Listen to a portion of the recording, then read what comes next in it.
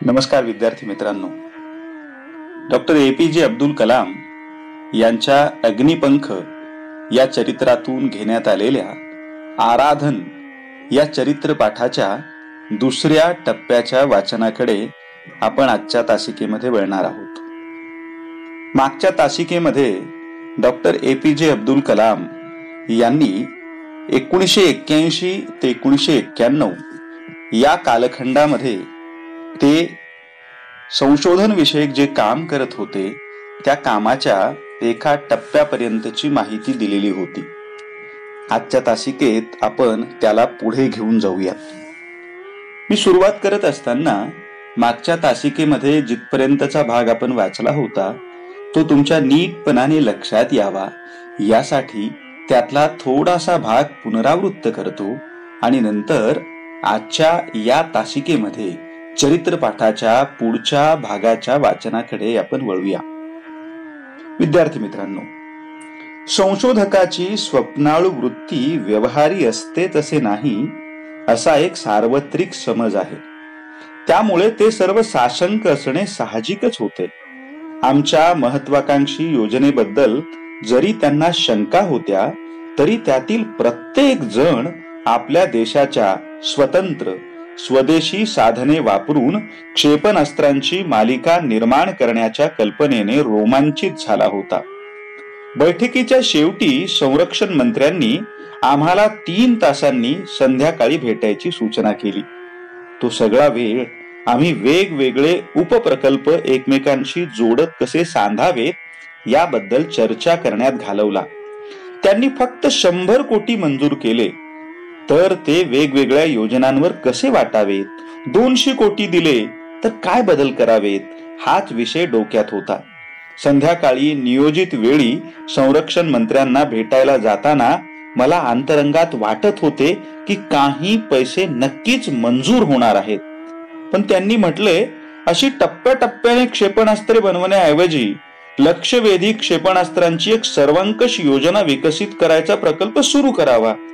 तेव्हा आमच्या कानांवर विश्वासच बसला नाही. त्यांच्या सूचनेने आम्ही चक्रावूनच गेलो. मग स्तब्धतेचे काही क्षण संपल्यानंतर डॉक्टर अरुणाचलम उत्तरले, सर, विचार करण्यासाठी थोडा अवधी द्या. ते म्हणाले, ठीक आहे, उद्या सकाळी पुन्हा भेटूया, तेव्हा तयारीत या. मला प्रोफेसर विक्रम साराभाईंच्या दूरदृष्टीची आठवण झाली. रात्रभर मी आणि डॉक्टर अरुणाचलम नव्याने योजना बनवण्यात गढून गेलो. अगदी बारीक सारीक गोष्टी विचारात घेतल्या. एवढ्या मोठ्या प्रकल्पाला नीट योजना आखून सादर करणे भाग होते. आरेखन, प्रत्यक्ष बांधणी, यंत्रसामग्रीचे संकलन, किमतीचे अंदाज, चाचण्या, गुणवत्तेची पातळी, टिकाऊपणा, पैशाचा मोबदला, योग्यता, एक ना अनेक बाबी विचारात घ्याव्या लागल्या. मग आखणी अशा तऱ्हेने पूर्ण केली की देशाच्या संरक्षण दलांची गरज स्वदेशी प्रयत्नाने साकार व्हावी, पूर्ण व्हावी. ड्रॉइंग बोर्ड पासून प्रत्यक्ष युद्धभूमीवरील वापरापर्यंत प्रत्येक टप्प्यावर तज्ञांकडून तपासून घेत पुढे जायला हवे होते. आपल्या प्रगतीबद्दल, प्रत्येक कृतीबद्दल वरिष्ठांना कल्पना देत पुढे जायचे. कालबाह्य झालेल्या तंत्रज्ञानाचा वापर न करता आधुनिक शस्त्रे बनवायचे आम्ही ठरवले. पुढे केल्या गेलेल्या संधीला आव्हान म्हणून स्वीकारायचे. सकाळपर्यंत आम्ही कामाचा आराखडा पूर्ण करत आणला. नाश्ता करत असताना एकदम मला आठवण झाली. त्याच दिवशी संध्याकाळी माझ्या भावाच्या मुलीचे म्हणजे जमीलाचे लग्न होते. मला रामेश्वरला त्यासाठी हजर राहणे भाग होते, पण खूप उशीर झाला होता. मी जरी मद्रासचे विमान पकडून संध्याकाळी तिथे पोहोचलो तरी रामेश्वरम गाठणे शक्य नव्हते. मद्रास आणि मदुराई मध्ये विमानसेवा उपलब्ध नव्हती. नाहीतरी तिथून मी रामेश्वरला रेल्वेने पोहोचू शकलो असतो. मनामध्ये एक अपराधी भाव दाटून आला. मी स्वतःलाच विचारले, कामापुढे कुटुंबाबद्दलची कर्तव्ये, जबाबदाऱ्या टाळणे बरोबर आहे का? जमीला मला मुलीपेक्षा जास्त जवळची होती. तिच्या लग्नाला गैरहजर राहावे लागणार होते. ते सुद्धा माझे काम अधिक महत्वाचे होते म्हणून. पण आता आम्ही काही करू शकत नव्हतो. नाश्ता घेऊन आम्ही मंत्र्यांना भेटण्यासाठी निघालो. आम्ही संरक्षण मंत्री व्यंकटरमण यांना रात्रभर खपून सुधारित केलेल्या प्रकल्पाचा आराखडा सादर केला. ते पाहून त्यांना आनंद झाल्याचे कळले.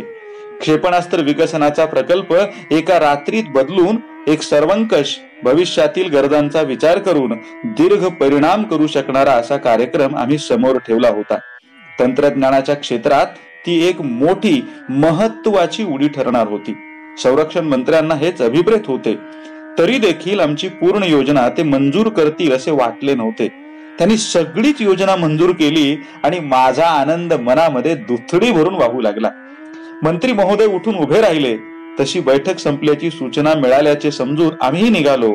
माझ्याकडे वळून ते म्हणाले, तुम्हाला इथे बोलावले तेव्हा तुम्ही असे काहीतरी भरीव सुचवाल अशी माझी अपेक्षा होती. ती तुम्ही पुरी केली याचे मला समाधान वाटते. मला त्या क्षणी माझी DRDL मध्ये नेमणूक करण्यामागचा उलगडा झाला. 1982 मध्ये मला इथे आणण्यात खुद्द संरक्षण मंत्र्यांचा हात होता. तर मान लवून मी आभाराचे शब्द उच्चारून निघालो.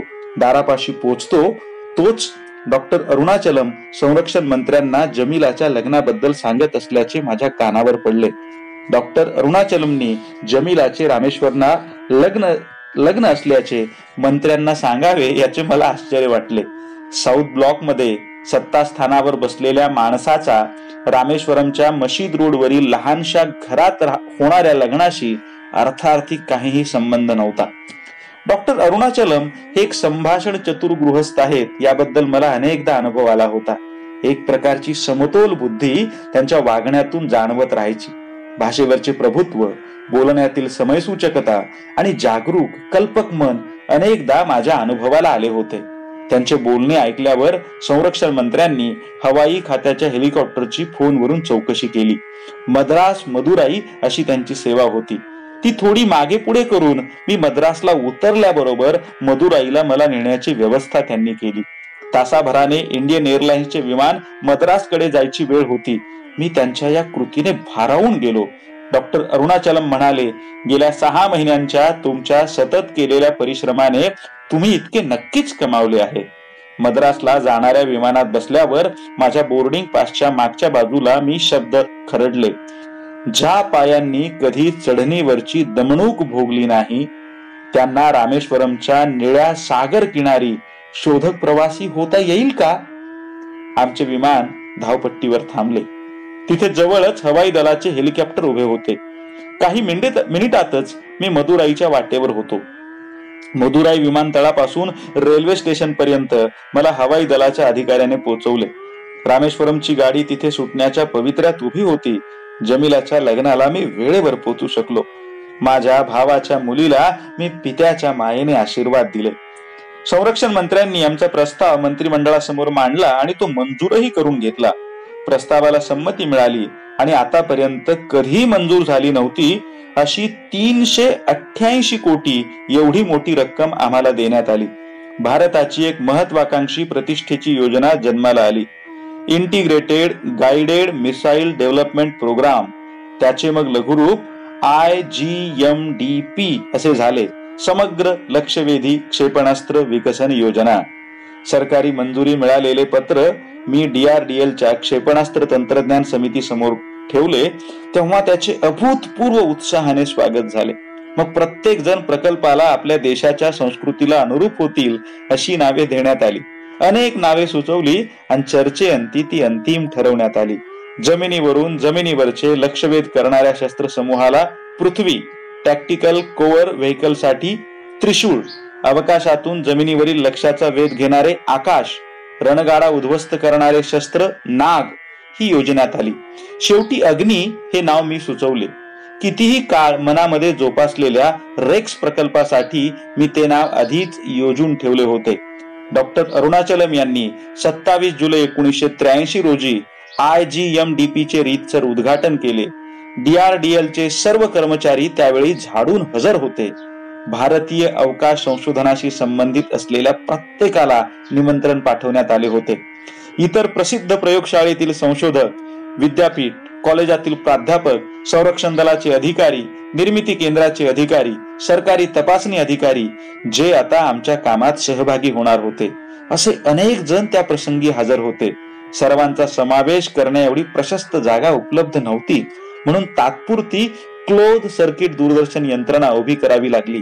SLV3 च्या साह्याने रोहिणीचे उड्डाण केले गेले त्या दिवसा इतका हाही दिवस माझ्या आयुष्यातील एक महत्वाचा दिवस होता.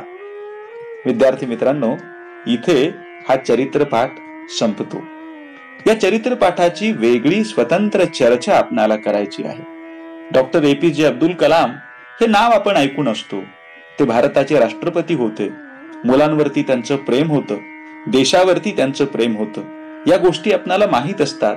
परंतु त्यांच्या चरित्र पाठाच्या अनुषंगाने इतका मोठा आभाळा एवढ्या उंचीचा हा माणूस पण त्याच्या आयुष्यामधल्या साध्या साध्या गोष्टींकडे कसा बघतो, स्वतःच्या कुटुंबापेक्षा देशाला प्रथम स्थान कसे देतो आणि आपल्या आयुष्याची जडणघडण करत असताना समाजाप्रती असणारे आपले उत्तरदायित्व महत्वाचे आहे याची जाणीव ठेवून कसे वागतो, या सगळ्या गोष्टींचा विचार आपण करूया पुढच्या तासिकेत. धन्यवाद. मनापासून आभार.